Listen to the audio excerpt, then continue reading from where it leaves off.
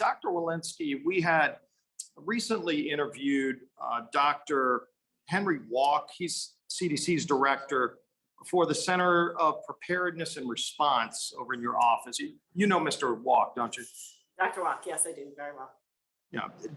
Do you respect Dr. Walk's opinion on the job he does? Dr. Walk has a great amount of integrity and he has my deepest respect. I asked because we asked him a number of questions about something that we also asked you about, and that relates to the changes that were made to CDC's guidance right before they were about to come out on school reopenings as it relates to the teachers union making major edits to the CDC guidance.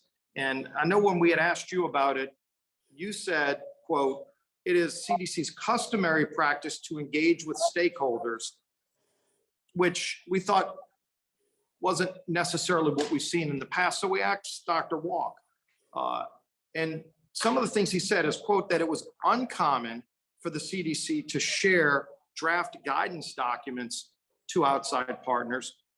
He also said that CDC, even if they did release a draft guidance, it would be embargoed, quote, several hours before publication. Yet, Dr. Walensky, you shared school guidance with the CDC 12 days before publication. And there's a trail of emails going back long before the guidance came out between you and the head of the union talking about changes they wanted that ultimately got incorporated almost verbatim.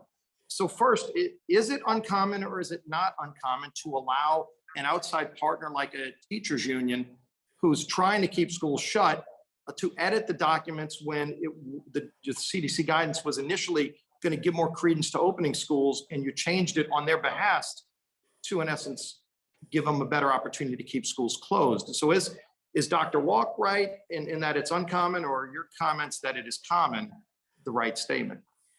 So thank you, Ranking Member. Let me just say, first of all, I was not in the room to understand the full context of Dr. Walk's testimony, but let me tell you what I know about the conversation that the discussion that I'd like to have.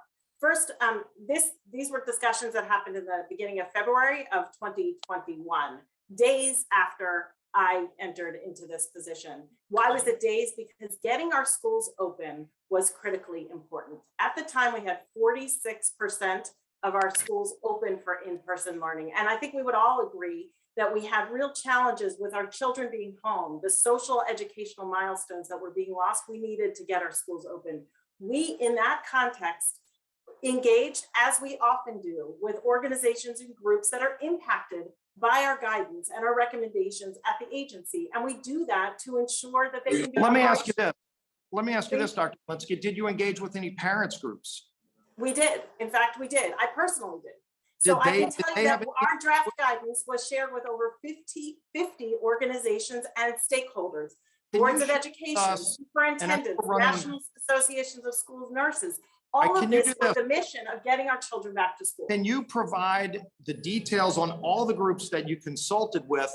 And then specifically, can you provide which groups actually gave you recommendations that you incorporated? Because when we look at the request from the teachers union specifically, they sent you language on the left. They sent you this language because they were concerned your language might not make it easy enough for them to close schools. When we're trying to get Dr. Fauci, hold on, Dr. Fauci testified in our committee almost a year ago, but he testified schools should be open. So clearly there's strong science that the schools should be open. The unions wanted to close them.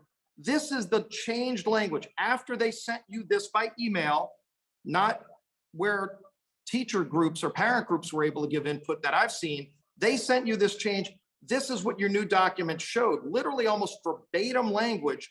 And I don't know if you put a footnote, if somebody gives you language, when I took English, put a footnote that they gave you the language, but who else was able to give this kind of guidance to you that you then took almost verbatim and changed your report?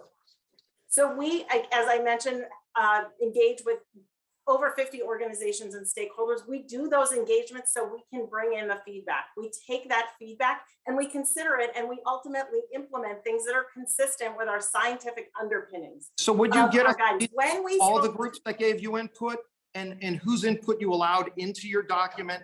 Like, clearly the unions were one of those groups that got to change the science based There on was what. not science that was changed. There was an omission. And if I could speak to the omission omission? was that in our draft guidance, we did not reflect on what should happen with immunocompromised teachers. If teachers were undergoing cancer chemotherapy, if they were on immunomodulating agents, there was nothing in the guidance to reflect what we should do in that situation. This doesn't talk about chemotherapy. This makes it easier to close schools. And in fact, they thank you for including it because they said it makes it easier to close schools. So can you give me any other group? Would you give me the details of any other group that gave you changes that you incorporated? But let me just note, as a reflection of what happened after that guidance, 46% of schools were closed before, 60% or 46% of schools were open before that guidance, 60% just a few months after. Those guidances opened schools. I publicly said, even in the absence of vaccination, our schools should be open even in the absence of vaccination. And in fact, just this past year and fall of 2021, with a Delta surge ongoing, we had over 99% of our schools open. All And of Mr. this Chairman, was a pathway to get our schools open. all right, I look forward to getting that information from you, Mr. Chairman. I would reiterate, if we can get Dr. Fauci to come testify before the committee. He said he wants to, but he said he can't do it unless you ask him. So I would ask if you would ask Dr. Fauci to come and testify.